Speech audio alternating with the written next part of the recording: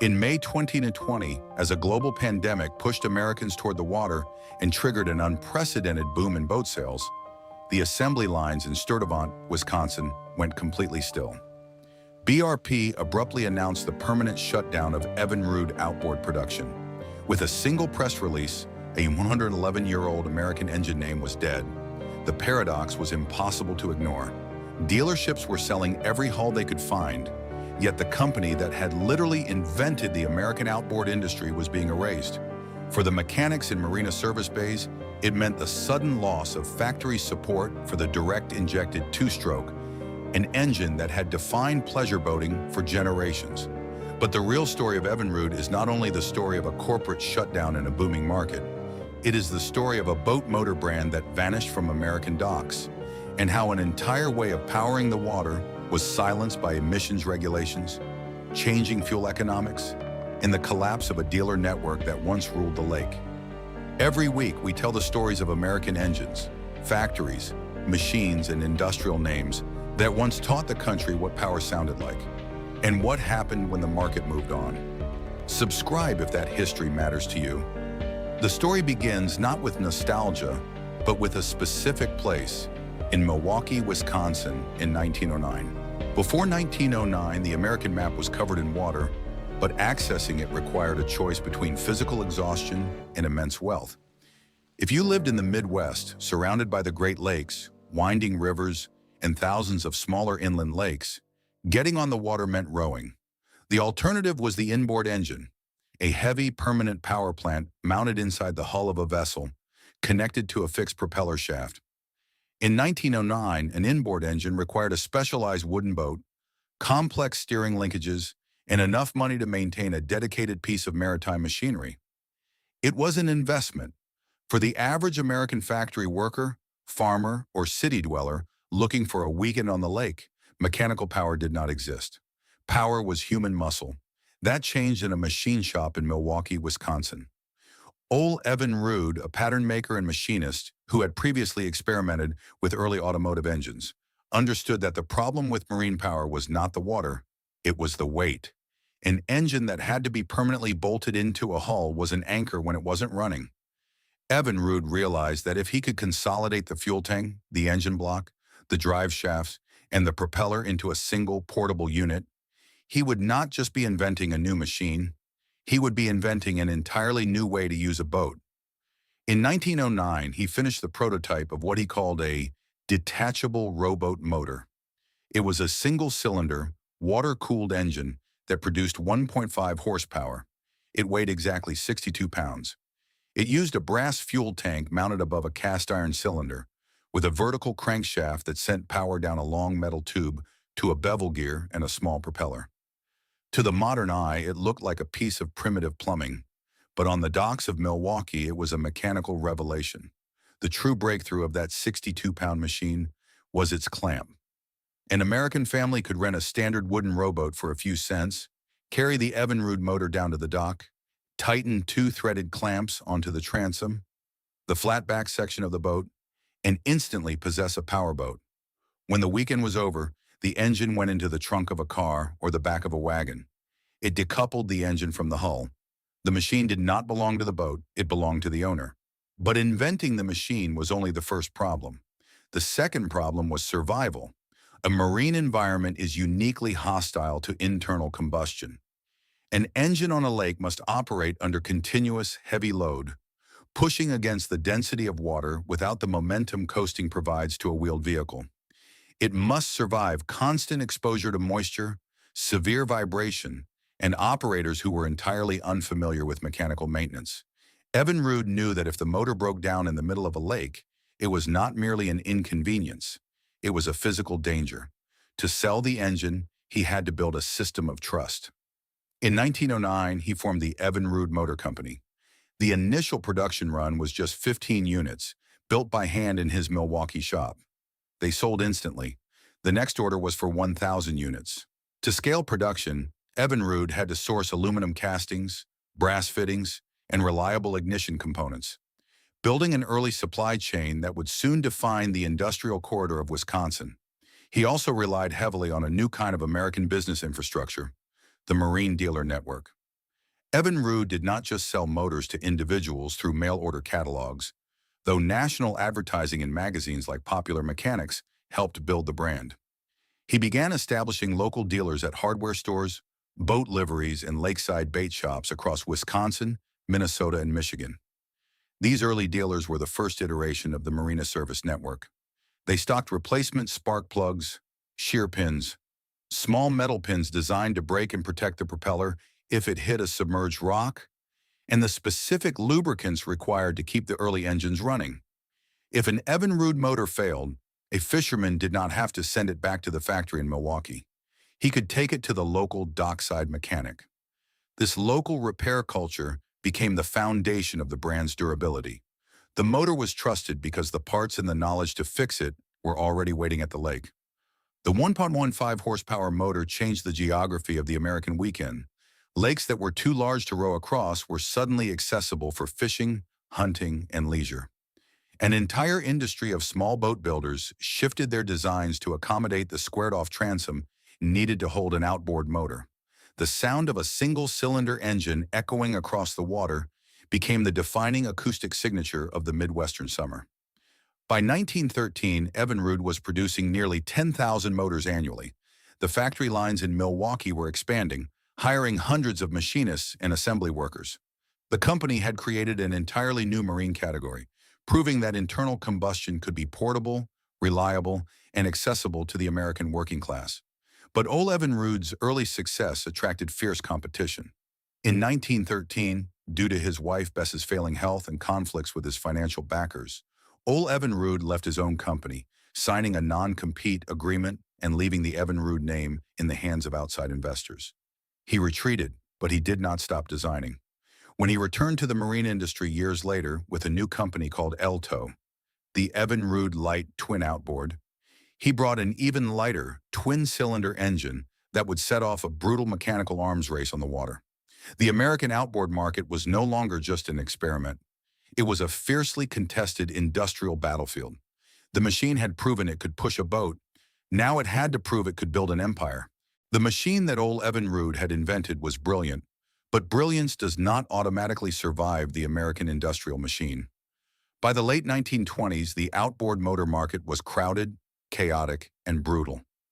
Evinrude, who had left his namesake company in 1913, returned to the water in 1921 with a new brand called Elto, the Evinrude Light Twin Outboard. He had designed a twin-cylinder engine that was significantly lighter and smoother than his original single-cylinder creation. It used aluminum extensively, a metal that was still largely viewed as exotic, to reduce the physical burden on the boater.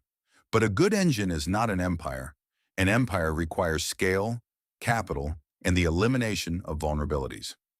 In 1929, the American outboard industry underwent a massive consolidation. Stephen Briggs, a businessman who understood manufacturing scale, convinced Ole Evinrude to merge his highly successful Elto company back together with the original Evinrude Motor Company, along with a third competitor named Lockwood. Together, they formed the Outboard Motors Corporation, or OMC. This was not merely a merger of factories. It was the assembly of an engineering trust. However, the timing was catastrophic. Just months after OMC was formed, the stock market crashed, plunging America into the Great Depression.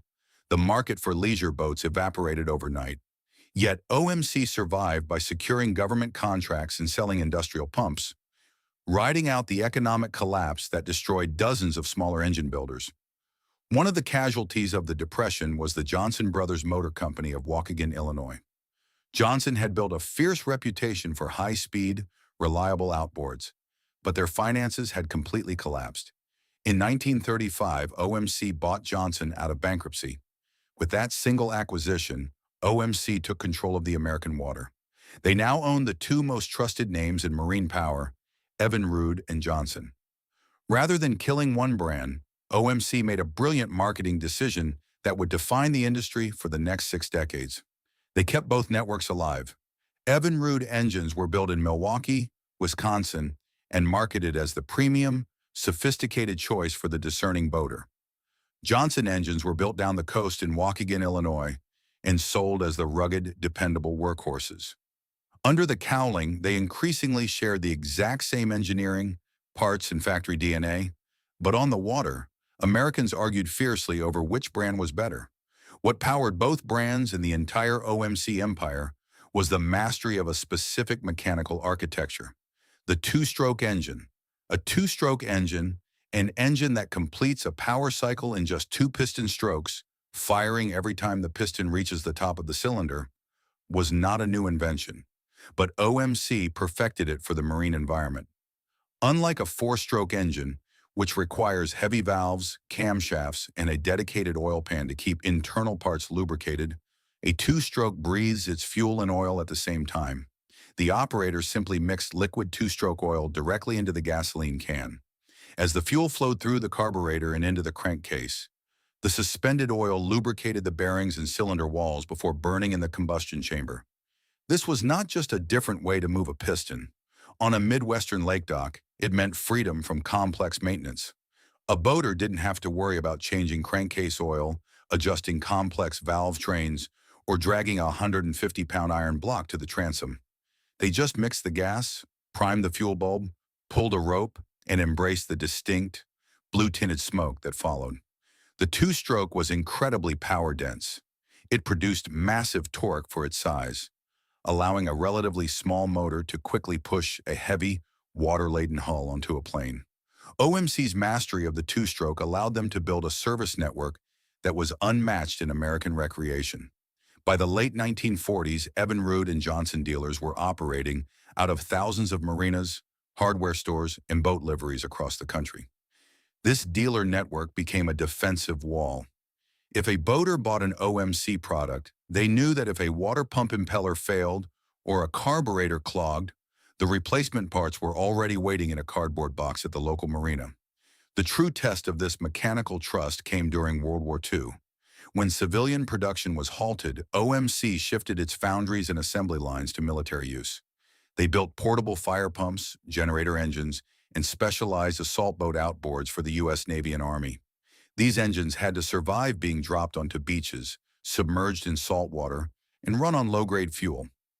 The military contracts forced OMC to refine their aluminum casting techniques, improve their magneto ignition systems, and standardize parts across massive production runs. When the war ended in 1945, OMC was a manufacturing juggernaut, and waiting for them was the greatest economic expansion in American history.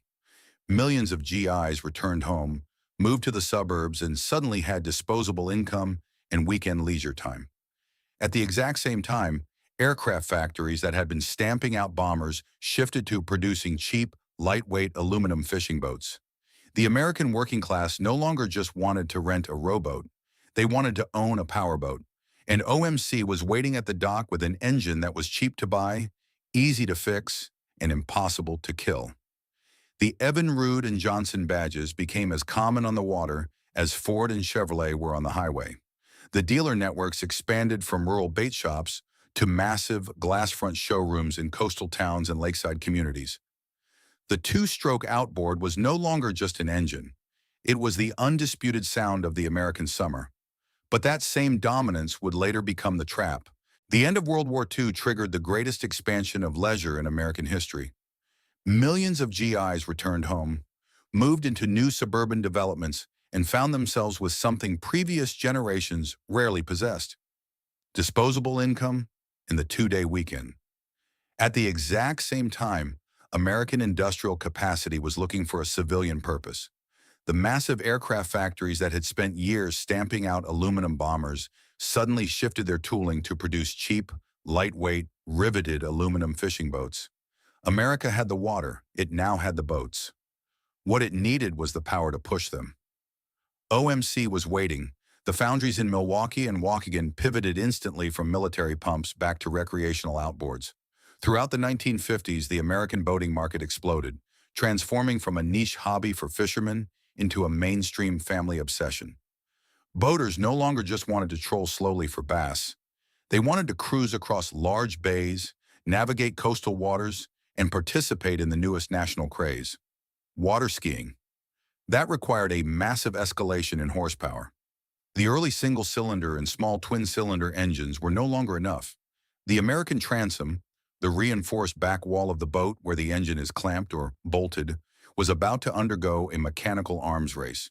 In 1958, OMC delivered the ultimate weapon of that era, the V4 outboard.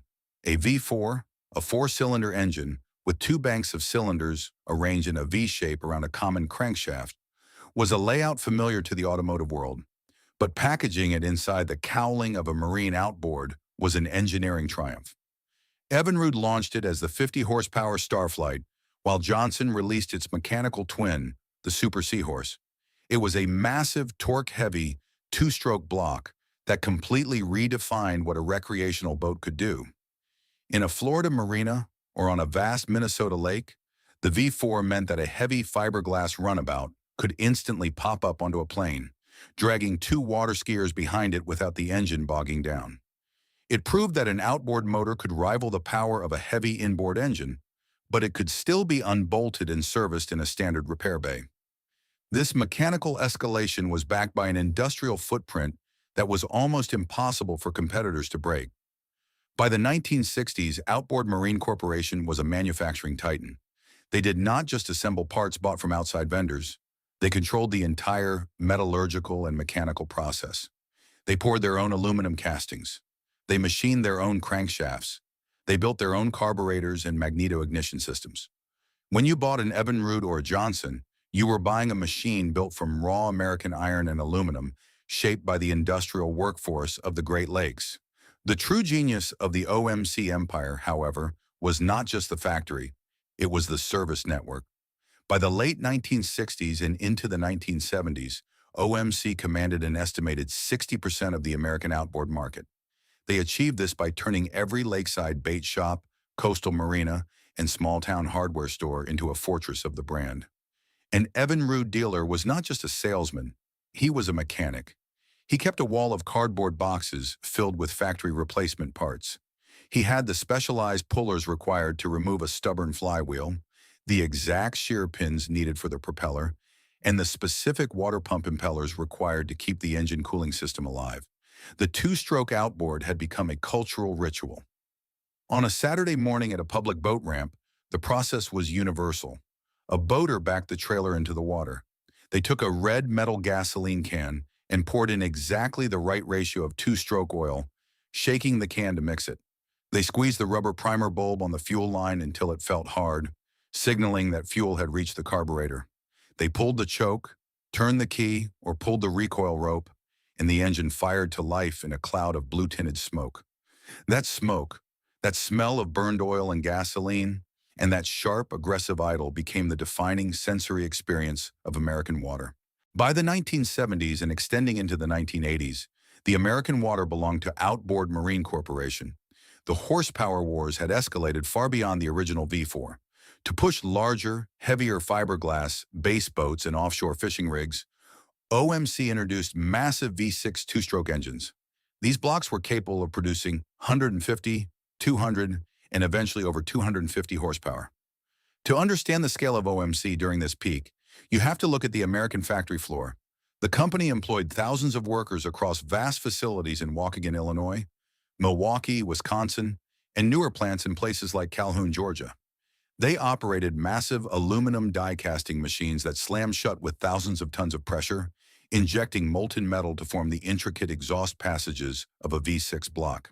They were not just an engine assembler, they were a vertically integrated American industrial empire built entirely on the recreational dollar. And that dollar was flowing. The rise of televised base fishing tournaments turned the outboard motor into a highly visible gladiatorial weapon. On Saturday mornings across the South and the Midwest, a fleet of fiberglass boats would line up, and at the starting gun, dozens of OMC two-strokes would simultaneously roar to life, bearing their propellers in the water and launching across the lake. The sound was deafening, a high-pitched metallic scream characteristic of a large displacement two-stroke running at wide-open throttle. But the real glory of Evinrude and Johnson was not found on the tournament trail. It was found at the local marine dealership. By the 1980s, OMC's dealer network was an impenetrable fortress. There were thousands of authorized service centers scattered across American coastlines, rivers, and inland lakes. A marina owner in Florida, or a boat dealer in Michigan based their entire livelihood on the reliability of the OMC product. When an engine did break, the repair was universally understood. A mechanic at a local shop didn't need a laptop to diagnose a misfire. They used a timing light, a set of feeler gauges, a compression tester, and decades of accumulated institutional knowledge. They could rebuild a carburetor on a workbench while talking to the customer. The physical evidence of this empire lived on the parts counter. Behind every dealer was a rack of heavy, grease-stained OMC service manuals. These books were the Bibles of the American marina. They contained exploded diagrams of every gear in the lower unit, every jet in the carburetor, and every winding in the stator. An Evinrude owner didn't just buy a motor. They bought access to this massive, interconnected system of mechanical support. In the fall, boaters brought their rigs into the shop for winterization, a ritual of fogging the cylinders with protective oil, draining the lower unit gear lube, and preparing the machine to sit through a harsh Midwestern freeze. In the spring, they returned to have the engine awaken. The marina was not just a retail store, it was a seasonal lifeline. In an America where a boat leaving the dock meant the difference between a ruined weekend and a saved one, marine power was not an abstraction. It was aluminum, mixed fuel, blue smoke, factory labor, and the absolute trust that the mechanic at the local marina had the parts to keep it running. OMC had trained generations of Americans to accept the inherent compromises of the two-stroke engine. Yes, they were loud. Yes, they vibrated at idle. Yes, they consumed massive amounts of gasoline. And yes, a significant portion of the fuel and oil mixture did not burn in the combustion chamber at all. Because of the way a traditional carbureted two-stroke breathes, up to 30% of the raw, unburned fuel and oil simply washed straight out through the exhaust port, exiting through the center of the propeller directly into the lake. For decades, nobody cared. The lakes were large, the fuel was relatively cheap, and the engines were virtually indestructible. OMC had achieved complete mechanical and cultural dominance. They had built an empire that felt as permanent as the water itself. OMC had taught America to trust the smoke and the sound of the two-stroke. It had not solved what would happen when the law decided that smoke was no longer legal. The first crack in the outboard Marine Corporation empire did not happen on a factory floor, and it did not happen because Americans stopped buying boats. It happened inside a federal binder. In 1996, the Environmental Protection Agency finalized new emissions standards for marine engines. The rules dictated a massive, phased reduction in hydrocarbon emissions, targeting a 75% decrease by the year 2006. For decades, the entire American marine industry had operated on a simple, accepted truth. Two-stroke engines dumped up to 30% of their unburned fuel and oil directly into the water and the air. That was the price of cheap, lightweight horsepower. But almost overnight, the regulatory landscape shifted. The government looked at the blue smoke hovering over American lakes and declared that it had to end. This regulatory pressure created a fundamental engineering problem. The easiest way to meet the new emissions standards was to abandon the two-stroke entirely and build a four-stroke engine. An engine that completes intake, compression, power, and exhaust strokes across 4 distinct piston movements, keeping its lubricating oil sealed in a separate crankcase rather than burning it with the fuel. Competitors, particularly Japanese manufacturers like Honda and Yamaha, aggressively pursued the four-stroke path. They introduced outboards that were heavy and complex, but completely silent at idle and entirely smoke-free. But OMC was trapped by its own scale. They had spent over 60 years building an industrial empire dedicated almost exclusively to the two-stroke engine. Their foundries, their machining lines, their patents, and their entire engineering culture were built around that architecture.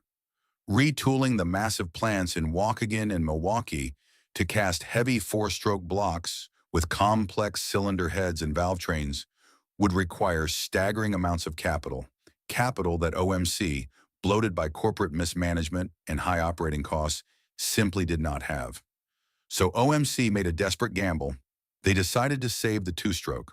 They partnered with a German firm called Ficht to develop a high-pressure direct fuel injection system. Fuel injection, a system that sprays fuel into the engine more precisely than a traditional carburetor, was not new. But direct injection on a two-stroke was radically different. The Ficht system was designed to shoot a highly pressurized mist of gasoline directly into the combustion chamber at the exact millisecond the piston sealed the exhaust port. In theory, it was a masterpiece. It promised the lightweight punch of a traditional Evinrude two-stroke, but with the clean emissions and fuel economy of a four-stroke. OMC rushed the Ficht V6 outboards into production in the late 1990s. The marketing campaigns promised a revolution on the water. Instead, they delivered a mechanical catastrophe. Almost immediately, the Ficht engines began to destroy themselves. The high-pressure injectors were incredibly sensitive to manufacturing tolerances and fuel quality. The computer systems that managed the precise timing often failed. Because the fuel was no longer washing over the internal bearings before combustion, the engines suffered severe lubrication problems. Power heads, the main engine block assembly of the outboard, began locking up. Spark plugs fouled with heavy carbon deposits after only a few hours of use. Engines exploded on the water, leaving boaters stranded miles from the dock. To understand why this destroyed Evinrude, you cannot look only at the shattered engine blocks. You have to look at the human cost at the American marina. This was the catastrophic collapse of Force 2, the dealer network. In the marine business, summer is short. If a family in Michigan or Florida spends $30,000 on a new fiberglass boat, they expect it to run on the 4th of July. When a Ficht engine blew up, the customer did not call the OMC corporate headquarters in Illinois. They towed the boat back to the local dealer. The marine mechanic, the same mechanic who had spent his entire life defending the Evinrude and Johnson names, was the one who had to stand on the dock and face the fury of a ruined vacation. OMC was overwhelmed by warranty claims. They sent replacement power heads to the dealers, but those replacement blocks often failed just as quickly. Dealerships were suddenly flooded with dead boats they could not fix, bleeding labor hours that the factory was slow to reimburse. A machine can be redesigned, but trust is much harder to rebuild. For generations, the Evinrude dealer network had been an impenetrable wall defending the brand. But the Ficht disaster broke the morale of the American marine mechanic. The men turning the wrenches lost their honor in front of their communities. Faced with furious customers and an unreliable product, survival instinct took over. Dealerships across the country quietly began making a profound shift. They took down the Evinrude and Johnson signs that had hung on their buildings for decades. In their place, they hung the blue and white signs of Yamaha. Yamaha's four-stroke engines were heavier and more expensive, but they did not blow up, and they kept the customers happy. The OMC dealers were abandoning the empire not out of malice, but out of absolute necessity. They had to protect their own livelihoods. The engines were breaking, but the real collapse was happening at the parts counter. The American Marine Dealer Network had decided that surviving the summer meant turning their backs on the company that had originally built the lake. By the end of the 1990s, Outboard Marine Corporation was bleeding out on the factory floor. The warranty claims from the Ficht disaster were draining the company's capital at a staggering rate. They were spending tens of millions of dollars replacing blown powerheads, paying angry dealers for warranty labor, and trying to re-engineer a flawed fuel delivery system while production lines were still running. But you cannot engineer your way out of a collapsed reputation. Even after OMC ironed out many of the Ficht system's technical flaws in later iterations, the name itself had become toxic on the American water. Boaters actively avoided it. The financial strain of the recall, combined with decades of corporate bloat and inefficient manufacturing processes across their massive Midwestern plants, finally broke the empire. On December 22, 2000, just days before Christmas, Outboard Marine Corporation filed for bankruptcy. The immediate human consequence was devastating. An estimated 7,000 employees were laid off. The massive foundries in Waukegan, Illinois, and the assembly lines in Milwaukee went completely dark. An American industrial giant that had once commanded 60% of the outboard market, a company that had put generations of American families on the water, simply collapsed under its own weight. But the Evinrude name was too valuable to completely throw away. In 2001, Bombardier Recreational Products, BRP, a massive Canadian powersports company, purchased the Evinrude and Johnson Outboard engine assets out of bankruptcy court. BRP moved the surviving operations to a modern facility in Sturtevant, Wisconsin, and they did something remarkable. They actually fixed the engineering problem. BRP took the ashes of the Ficht system and poured immense capital into developing a highly refined, reliable version of two-stroke direct injection. They called it E-Tech. When the Evinrude E-Tech launched in 2003, it was a mechanical triumph. It met the strictest EPA and California emission standards. It produced a fraction of the smoke of an old carbureted V6. It was lighter than the competing Japanese four-strokes, and it hit with the aggressive, immediate torque that traditional two-stroke bass fishermen loved. BRP even engineered the E-Tech to require no dealer-scheduled maintenance for the first 3 years or 300 hours of use, a feature that sounded like the ultimate consumer victory. But this is where the cold reality of the American engine market set in. A brilliant machine cannot survive without a system to sell it. BRP had fixed the engine, but they could not fix the map. When an American boater decided to repower their old fiberglass hull, they didn't buy an engine directly from a factory in Wisconsin. They hitched their boat to a truck and drove to their local marina. And by the mid-2000s, that local marina was no longer an Evinrude dealer. The service network, the thousands of local mechanics, bait shops, and coastal dealerships that had once defended the OMC empire, had already migrated to Yamaha, Mercury, and Suzuki. Those mechanics had been burned so badly by the Ficht disaster that they refused to trust another direct-injected two-stroke, no matter how good the E-Tech brochure looked. Furthermore, because E-Tech engines required almost no scheduled maintenance for the first 3 years, dealers who relied on the lucrative seasonal rhythm of oil changes and winterization had very little financial incentive to push the Evinrude product over a four-stroke engine that required regular service. Force 2 had completely collapsed. The engine was spectacular, but the fortress of the American marine dealer had locked Evinrude out. For nearly 2 decades, BRP fought a grinding, uphill battle to reclaim the transom. They introduced the E-Tech G2, an incredibly advanced, radically styled two-stroke that offered integrated digital steering and massive torque. But the global marine industry had already made its decision. Boat builders were pre-rigging their new hulls exclusively with four-stroke engines at the factory. The four-stroke had become quieter, lighter, and universally trusted. Then came the spring of 2020. As a global pandemic shut down normal American travel, millions of families turned to the water. The recreational boating industry experienced a massive, unprecedented surge in sales. Marinas were emptying their showrooms, but BRP looked at their balance sheet, the shrinking market share of the two-stroke, and the staggering cost of trying to rebuild a fractured dealer network in a world that had moved on. They made a cold corporate calculation. In May 2020, they pulled the plug. The engine was fixed. The dealers were gone. The four strokes took the transom. The pandemic pushed demand.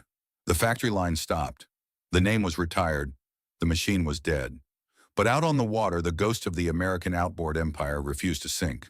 After BRP shut down the Evinrude line in May 2020, they did not sell the brand to a competitor. They simply locked the 101-year-old name in a corporate vault, quietly signing an agreement to supply their own boat brands with Mercury four-stroke outboards. The great rival had finally won the transom. The sprawling modern facility in Sturtevant, Wisconsin, pivoted to machining components for side-by-sides and snowmobiles. The older legacy sites, the massive OMC foundries in Waukegan, Illinois, and Milwaukee, Wisconsin, where generations of machinists had poured raw aluminum into outboard blocks, had long since been demolished, redeveloped, or left as industrial ghosts on the shores of Lake Michigan. But a machine built out of heavy American aluminum does not vanish just because a corporate press release says the production line is dead. Today, the legacy of Evinrude is split into two distinct American realities. The first reality is playing out right now in modern marina service bays. Thousands of boaters still rely on Evinrude E-Techs. These are brilliant, highly advanced engines, but they are now orphaned technology. As the years pass, the specialized electronic modules, specific fuel injectors, and diagnostic tools required to keep an E-Tech running are becoming increasingly scarce. A modern outboard is not just a machine, it is a software-controlled system.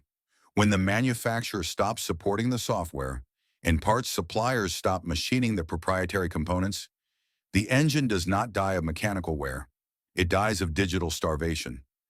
Dealerships that once proudly displayed the Evinrude badge are now forced to tell loyal customers that their engine cannot be fixed, not because the iron block is bad, but because a single electronic module is on back order forever. But there is a second reality, one that exists far away from the pristine, high-end coastal marinas. In garages across the Midwest, in machine sheds in upstate New York, and on the swap meet tables of the antique outboard motor club, the original OMC two-strokes refuse to die. A 1958 Evinrude Starflight V4 or a 1970s two-cylinder workhorse is a completely different kind of machine. They were built before microchips dictated the ignition timing. They were built when an engine was designed to be understood, taken apart, and rebuilt by a local mechanic using a heavy grease-stained service manual. At vintage engine shows today, collectors back aluminum boats into testing barrels, pull the recoil ropes, and fill the air with the unmistakable, aggressive bark of a carbureted two-stroke. This preservation is not merely nostalgia. It passes a much stricter test. An old Evinrude outboard sitting on an engine stand is a physical argument about how America used to understand mechanical power. It represents a time when reliability was not defined by a sealed engine block, a warranty contract, and a diagnostic laptop. Reliability was local.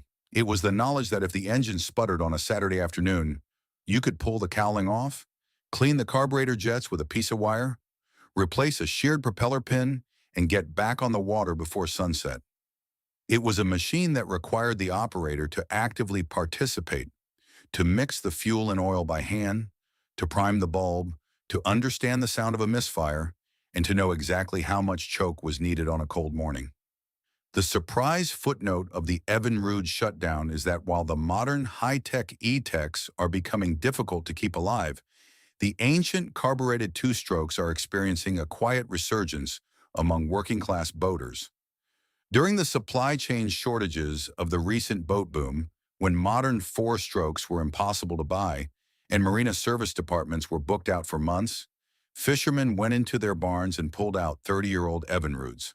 With a fresh water pump impeller, a cheap carburetor rebuild kit, and a new tank of mixed gas, those heavy aluminum blocks fired right back up. They proved that a machine built for local repair outlives a machine built for a complex, fragile global supply chain. We traded that mechanical accessibility for progress, and the progress was necessary. The lakes are cleaner today. The federal emissions regulations worked. The blue haze of unburned fuel that used to hang over American boat ramps on a busy July weekend is gone.